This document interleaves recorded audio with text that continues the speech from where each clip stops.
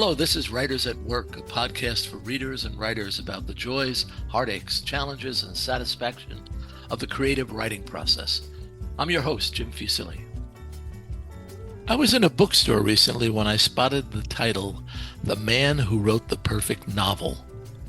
And then I was delighted to read the subtitle, John Williams' Stoner and the Writing Life. Since Stoner is one of my favorite novels, I bought the book and read it almost immediately. Then I contacted the author through his agent, and Charles J. Shields joins me today on Writers at Work. Charles is the author of several books on writers, Mockingbird, A Portrait of Harper Lee, And So It Goes, Kurt Vonnegut, A Life, LORRAINE HANSBERRY, The Life Behind a Raisin in the Sun, and Imagine, the Story of a Song. So two novelists, a playwright, and John Lennon, represented by his composition Imagine. John also wrote I Am Scout, a biography of Harper Lee for young adults, and 20 or so histories and biographies for young readers. He's one of the founders of the Biographers International Organization, a nonprofit that promotes art and craft of biography. The Man Who Wrote the Perfect Novel was published in 2018 and was rightfully received. I'd echo this review from Western American literature. Stoner has in recent decades become the sort of book that people adore, give to their friends, fiercely identify with, and dub the perfect novel. And full credit to Charles Shields for going behind the scenes to fill in the picture of Williams's own life. With that, I say, Charles Shields, welcome to Writers at Work. Well, I'm very gratified to be here. Thank you, Jim. When did you decide you would become a biographer to writers, biographer of writers? I think the seed was planted sometime in college. I wanted to be a writer, and I thought, well, how does one become a writer? And over the summers in college, when I was working at factories and so on, putting myself through, I began reading biographies of writers. And I found that the process was so fascinating, getting published, first, second, third drafts, that sort of thing, the whole literary world, that I became enchanted with um, how one becomes a writer, not just writing a book. Right. And what are the particular challenges of writing about writers? I would assume one is that writing is a solitary life and that there are few witnesses to the creative process. Oh, I can testify to that. I often tell people I spent 20 years sitting in a room watching the seasons change outside. Um, it is solitary. In fact, one of the literary biographies I wrote that was, well, the most challenging one was the biography of John Williams, the author of Stoner, which is something of a cult classic in Europe. Not so much read here in America, but very much respected in Europe. And the challenge there was to write a biography of a man who wrote three or four major novels, but spent his career, 30-year career, as a college English professor. So, as you can imagine, faculty meetings and teaching classes and that sort of thing would not lend itself to a biography. But as Samuel Johnson said, if you know enough about a cobbler, you could write a good biography of him. Yeah. I'd like to talk at length about the man who wrote the perfect novel because I confess to being one of those stoner fanatics. Oh, Um, but to get back to my original line of questioning, success comes gradually for most authors. And in The Man Who Wrote the Perfect Novel, you portray that gradual ascent beautifully. Um, do you find that readers are surprised to find that many, if not most of us, who write novels sort of stumble our way to finding our voice? oh yes. I think most readers think that a novel bursts from the writer like Athena from Zeus's forehead. And it's not that at all. It's more like Dante, who at middle age realized he was in a wood and lost and didn't know which way to go. Anything can happen on the page when you're writing fiction, and finding well, not only your pacing, your plot, your characterization challenges, but also just your storytelling voice is very challenging, and it's hard to get support for being a writer. If you tell people at a party that you're a writer, most of them will look quizzically at you. But what do you do? Right, right, right. I'm sure you get this. Well, people will say to you, "I could be a writer," Oh, many times, many and then times. and then they say and you'll say, "Oh, really? What would you write about?" And then they tell you an anecdote that might fill a half a page. Right. Yes, exactly. Yeah. Or something like, I should write a book. Oh, really? Yes, you should. Yes, Then exactly. then then you'd know. Right, right. So you choose writers that you admire, I imagine, and writing about them, did it change your view of their work? I think it did. Let me think now. Yeah, when I wrote about Harper Lee, I really didn't know who she was, as most people didn't. I just knew her as a Southern writer, a someone who had published one book. This was long before Go Set a Watchman was published, her second novel. And as I wrote about the book and how it came to be, I learned about her. On the other hand, when I wrote a biography of Kurt Vonnegut, I had a pretty good notion of who Vonnegut was, not only because I met him and spent time with him, but because he was a public figure. Kurt was on the scene from the 60s through the early aughts, giving interviews, speaking. So I knew Kurt, but it's a process of discovery, however you come at it, whether you don't know the writer or they're deceased or you dote on their books, know everything and love everything they've written. They will always surprise you, as human life will, when you get into it. You know that you mentioned those two authors. I have written here in my notes that I would like to know more about Harper Lee, and I don't want to know anything more about Kurt Vonnegut. And I Uh, think that goes to my reaction to the work. hmm You know, there's something magical in Vonnegut that I really don't want to know where it came from. I mean, I have just sort of general sense of his biography, but there's something magic that happens there. Whereas Harper Lee, I find, is just telling me a story. Yes, yes, Yeah, exactly. Yeah, the she didn't loom large in the writing of To Kill a Mockingbird. I mean, her personality is one of a feisty person, a person who guards her privacy fiercely. But Vonnegut loomed much larger in his biography, and I have to tell you that a number of people weren't pleased with the book. really. Because they didn't want to know about Yeah. Vonnegut. Really, they had a notion of a very hip guy who had figured it out.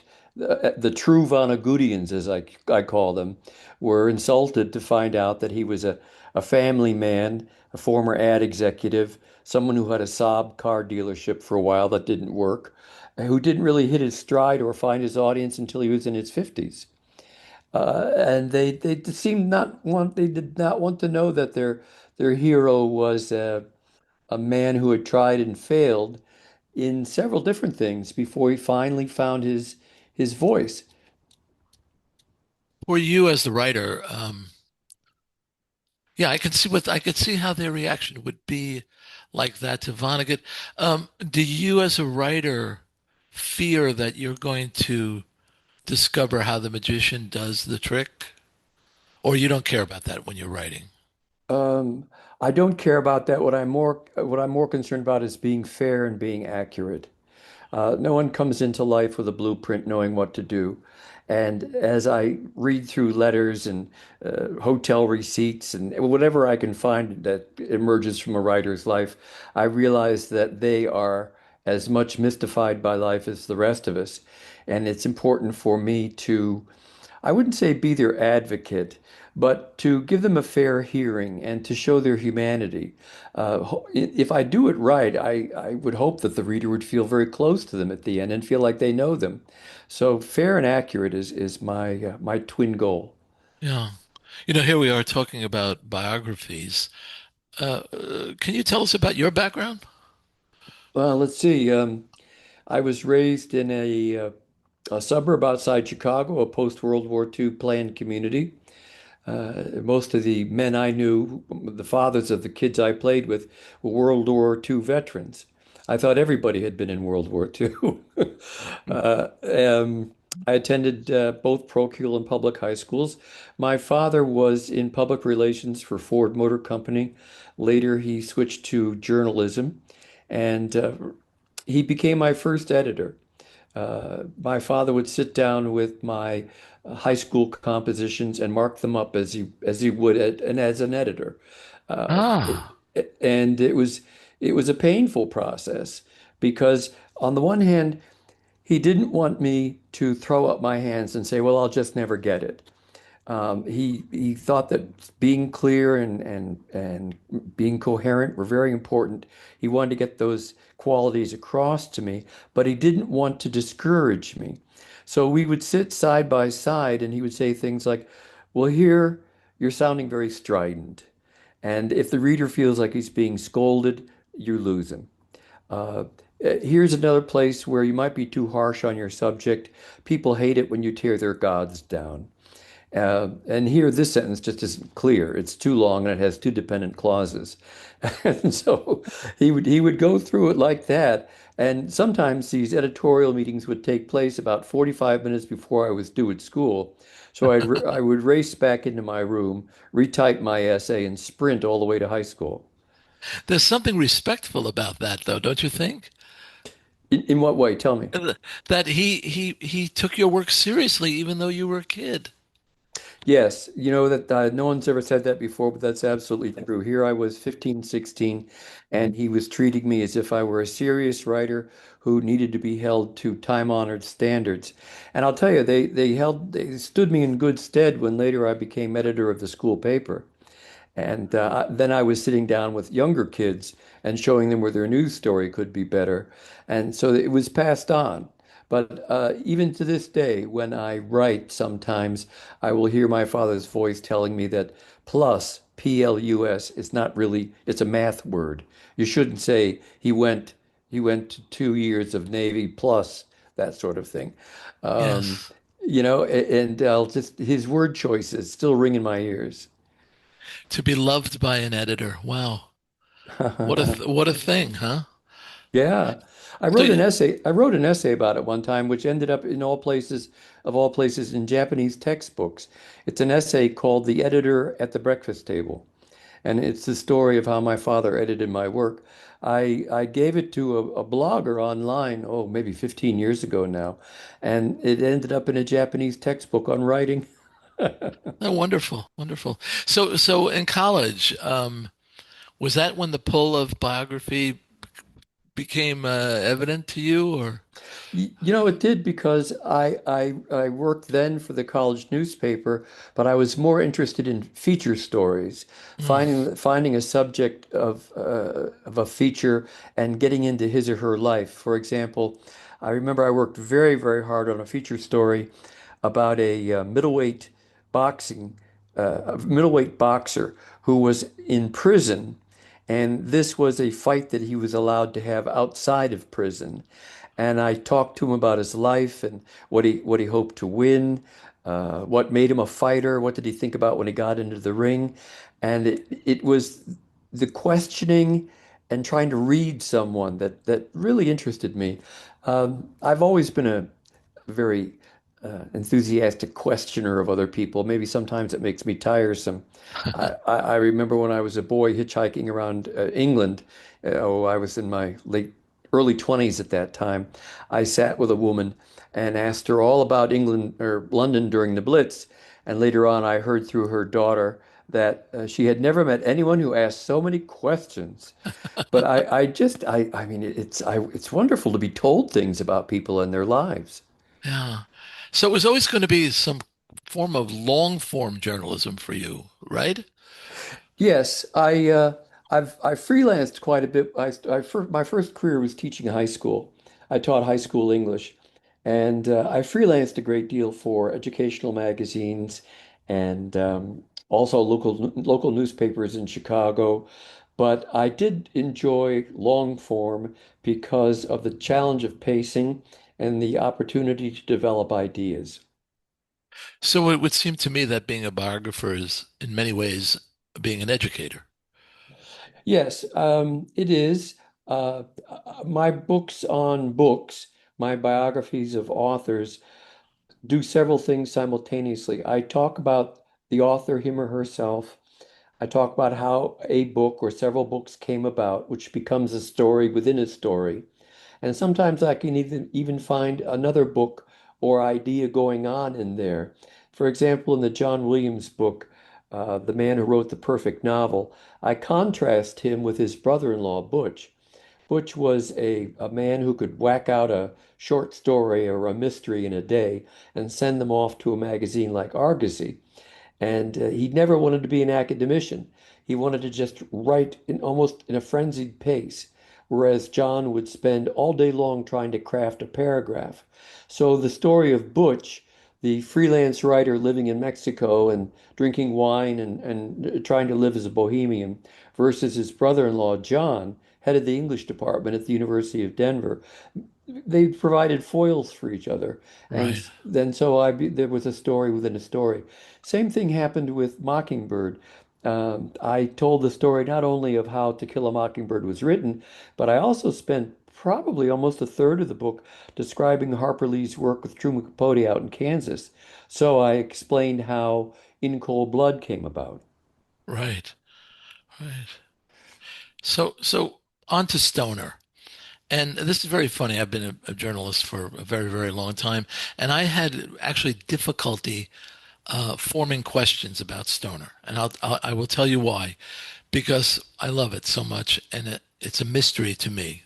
This book, Yes, I've read it at least 5 times, no kidding. and well, it's one of those books that every decade or so you have to pick it up, and because it's calling to you from the bookcase. Mm. Uh, um, I don't know how he did it, and that I love that.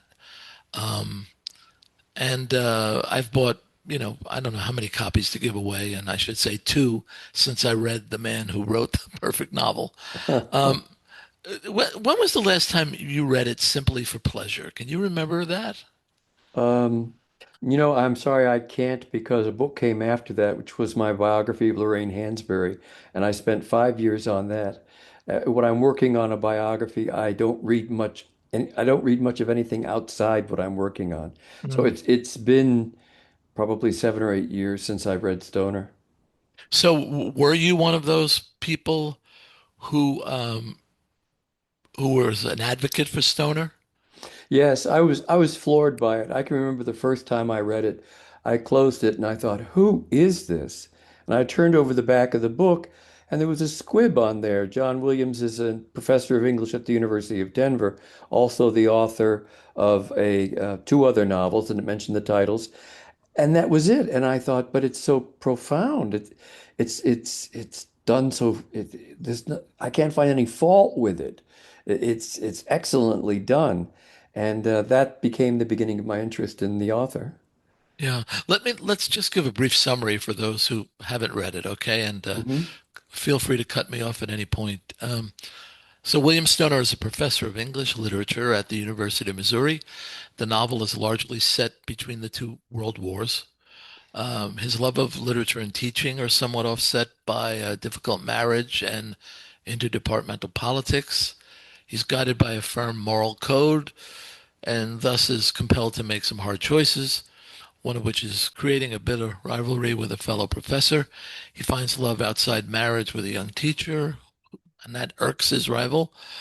Stoner has a daughter he loves whose life is an unhappy one, and maybe we should leave it there for fear of spoiling the story, other than to say, and this is what I believe this to be so true, the characters are so vividly drawn, relationships clearly delineated, situations so fraught with tension that summary just fails to hint at the power of the novel. Well, you've covered all the high points, all the peaks of the iceberg sticking above the surface of the water. Um, it's it's a story about a small figure who's a hero. The things that the sacrifices that he makes, how he clings to his moral code. There'll never be a statue to William Stoner, but he is a man in full, and a reflective man. And you know what? He's not even a particularly gifted professor, but nevertheless, he's devoted to his profession, his vocation, and he's devoted to as much as he can doing the right thing. So it's his tragic downfall, which happens more than once, is all the more affecting because we know that he has tried to do right, and yet life has been very difficult for him. He's been denied love twice, and he's been denied professional satisfaction. And none of this is through his own doing, really. It's just circumstance. Life happens. Yeah. You said it so beautifully in a way that registered with me, and I'm sure with other people who love the novel. You call it strangely profound, despite its subject, the life of an unremarkable man. Hmm. And and Yes. there and there you have it. Yes. Well, I'm flattered you think so, but that's my take on the novel. Um, There as are, I'm sorry, there are passages where he's almost doing nothing. He's walking across the campus, or he's entering his office that have a sort of very quiet gravitas because they have these little things have meaning for him. yes, there's a one moment that strikes me is he's standing at his office window. It's dark outside and it's snowing. And he's reflecting on himself.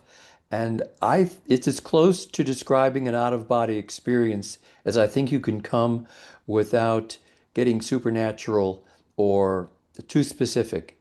But Stoner is looking at the snow falling and the silence and the cold and the white and thinking about his lack of connection with other human beings, how utterly lonely he is. Yeah. I recently mentioned to Allegra Goodman that one of her novels made such an impression on me that I occasionally forget that I hadn't actually experienced what I remember, that it was actually in her book that the event occurred.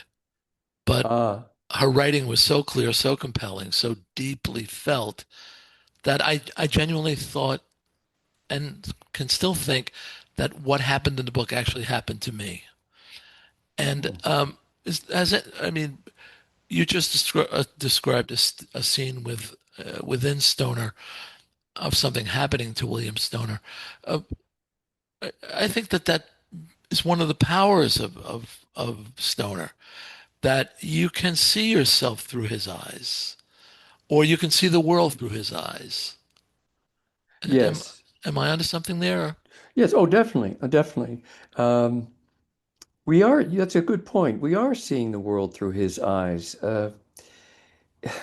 It's not, it's not the writer intruding and over describing or seeking beautiful sentences. It's written in plain style English. It's quite candid and yet frank, the way John Williams writes, and it matches the tempo of Stoner's life. So, the style reinforces the life that's being described. And I think that helps bridge the the bridge of empathy that we feel with characters is when we feel that it's actually a life is unfolding in front of us. It's that empathy is so important in great literary works. Yeah. I should say that you detailed John Williams' life in such a way that if we hadn't known that he had written Stoner, we wouldn't know that he would eventually do so. That is, if we thought Stoner had been written by an author raised in academia with a conservative moral code and a natural gift for disciplined writing, you disabuse us of that notion by unfolding the facts of his life. Did you, as you were researching and organizing, ever think, how did this guy become the author of such a great, lasting work? Yes, I'm not the only one who thought that, Jim. Even his colleagues would sometimes look at him and think, This man who drinks to the point of almost insensibility, who bores you at parties, is the author of a book like Stoner. John Williams had a strong persona that he tried to work on other people. He wanted to be taken as sophisticated. He wanted to be taken as a scholar, and it made him a bit pretentious. It really did. Uh, he cultivated a deep baritone voice, which in a man of his small size sounded like he was talking into an empty oil barrel. Uh, he really tried to come across as a someone to be reckoned with, and yet his novels show such restraint and such compassion. You wonder how deep inside of himself did he have to reach to find those things? Yeah. I had a wonderful experience with the book because you describe how, as a young man, he wanted Ronald Coleman was a model for how he wanted to be perceived. And Yes. then you include a photo of him, which comes after your description. And I thought, oh my God, he's exactly right. He's trying Yeah. to look like Ronald Coleman here. I know. Even to wearing a scarf Right. and the sort of the devil may care boulevarde mustache that he cultivated as a young man. Yeah, he may have been from an oil boom town in Texas, but he wanted to come off as a flaneur, you know, and that's okay. That's fine. You know, that man even wore John Williams even occasionally wore a cummerbund, Oh my God. apropos of nothing. I think I lost count of as many times he was married. Yes, Is it yes. three or four or Married three, but countless dalliances. and early on, if the marriage wasn't working, he and the wife just walked away. Yes, yes. His last wife told me that John was not a man you questioned. He didn't even tell you where he was going. He just would say, "I'll be back at 3" and walk out the door. And that seemed to be his attitude when it came to his, how much he needed to let other people know what he was doing. And I'm afraid that even extended to his relationship with his first couple of wives. He just didn't let them know what he was doing, and they didn't feel part of a marriage. Getting back to the writing life, you quote some of the rejection letters he received for his earlier efforts. Um, and they indicate that he was learning by doing, don't you think? Yes, he took those letters seriously without, well, he did get discouraged at one point. I describe a scene where he's smoking and talking aloud, and he says to his lover at that time, I don't have to write novels." And I think he was hit the nadir of his self-confidence at that point. But he is someone who's learning the craft. Uh, and if you look at the progress of his books all the way to Augustus, he becomes a master at what he's doing. And it's through listening to the criticisms that he's given and just not giving up. He's very much a persevering man. When he writes what becomes Stoner, he defies convention. As you write, quote, on the first page of the novel, William begins at a point not often dared by writers. The story is already over, and the narrator is merely reporting on events that happened. Yes. Isn't that a bold way to begin a book? Yeah. The person I'm about to talk about is dead, and he was an unremarkable professor. Page 2. Right, right. And you tell us he wanted to hold the attention of the reader without resorting to gimmicks and inventions. The narrative pace, he said, reflects the pace of life. Right. Yes, he was not a fan of modernism, Joycean or Virginia Woolf type modernism, because he thought that they were playing games with time and feelings, and that's not how life happens. He wanted to give you the verisimilitude of life unfolding minute by minute. And I have striven to do that in my own biographies. I was very flattered That one reviewer of my biography of Lorraine Hansberry said that it is an almost day by day biography of Lorraine Hansberry's life. Well, that's part of the illusion. I may Ah, seem like I'm guiding you through her short life. She died in her early 30s, but in fact, I'm leaping over seasons. But it's the ideas that connect things, and also some dramatic devices, frankly. I look to the novel for all kinds of dramatic devices to make a biography live. wow. So, what we're talking about now is some form of journalism relying on the tools of fiction, Yes. but not so self important or self consumed as, well, you mentioned in Cold Blood earlier. You're not making it clear that you're doing that. Exactly. You're not declaring you've created some form of new journalism or something like that. Oh no, no, not at Right, all. right, No, right, right, no. right. That's the great challenge in writing nonfiction that soars, and writing biography in particular, is finding the drama in a life and making it seem to be happening in front of the reader. A biography is not a giant obituary. It's not, it doesn't begin the way Nixon's memoir did. I was born in a house my father built. A biography, I began the Kurt Vonnegut biography in media res. He's a failed writer. He's a failed community college professor. He's on his way out to the Iowa Writers Workshop in a borrowed car, and he gets a flat tire. And he steps out of the car and he looks around and he's literally in the middle of nowhere, both in his life and in his profession. And that's where I begin the book. So I use dramatic devices to heighten the readability and the excitement of watching a life unfold. Yeah. You know, as you point out, something that makes um, Stoner quietly perfect is the tactility of the writing that pulls us deeper into the moment. You write of his minute descriptions of the floor of his childhood home, for example, and you mention a mythic power to express, um, and you show it wonderfully. As a student, language shocks Stoner into a new consciousness. Experience Shakespeare's a rebirth for him. Do you think John Williams wanted his readers to be similarly moved by the specificity of his language, of the power of the right word? Well, I think that's an excellent insight. I think you're absolutely right.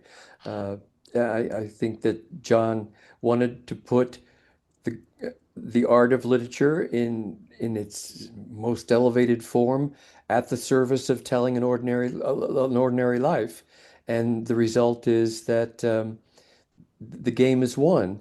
The reader believes this. As someone said, Bill Stoner actually dies at the end of the book. I mean, you're aware of his death. It's as if you're there by the deathbed. The light coming in the window, him realizing who he is at last. It's a it's a moment that every human being who's ever contemplated death can feel affected by. Uh, what would you have said to an old William Stoner who thinks of his life as a failure? Um, he was Bill Stoner was a man who was not comfortable with talking about feelings, so I would be very careful about trying to introduce any conversation like that. Uh, there's a wonderful scene in which he meets his future wife for the first time, and it's painful. Him trying to connect with a young woman. They're talking about a trip that she might take, and he has such difficulty communicating verbally because his feelings are buried. Uh, when he's later with his lover and they're talking, and he's trying to express to her how inappropriate this relationship could be, and yet he wants her. She grabs him and says, "Come here, you fool," and kisses him because he's just he's verbally inept. He cannot reach down for the feelings that are below the granite. Yeah, He can't take that. Who was it who said you must take an axe and chop through the frozen sea? He does not succeed in chopping through the frozen sea of his feelings. yeah. So when you take a step back, um, what is it?